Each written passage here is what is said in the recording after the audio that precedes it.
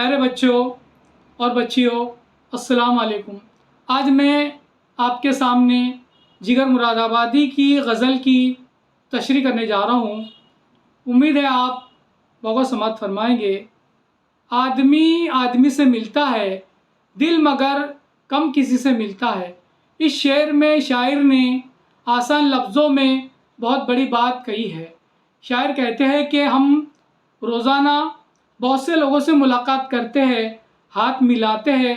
ان میں سے کچھ ہی لوگ ہوتے ہیں جو ہمیں اچھے لگتے ہیں، جن سے ہمارا دل ملتا ہے، کیونکہ محبت خود بخود پیدا ہونے والا خوبصورت جذبہ ہے، زبردستی مسلط نہیں کیا جاتا ہے۔ دوسرا شعر، بھول جاتا ہوں میں ستم اس کے، وہ کچھ اس سادگی سے ملتا ہے۔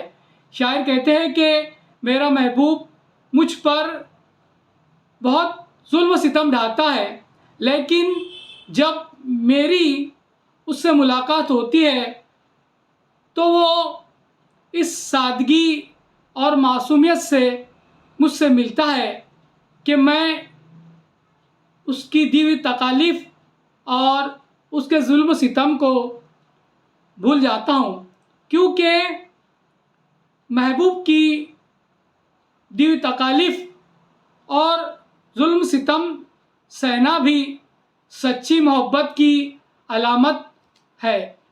تیسرا شعر، آج کیا بات ہے کہ پھولوں کا رنگ تیری ہنسی سے ملتا ہے۔ جگر نے اس شعر میں پھولوں کے کھلنے کو محبوب کی ہنسی سے تشبیہ دی ہے۔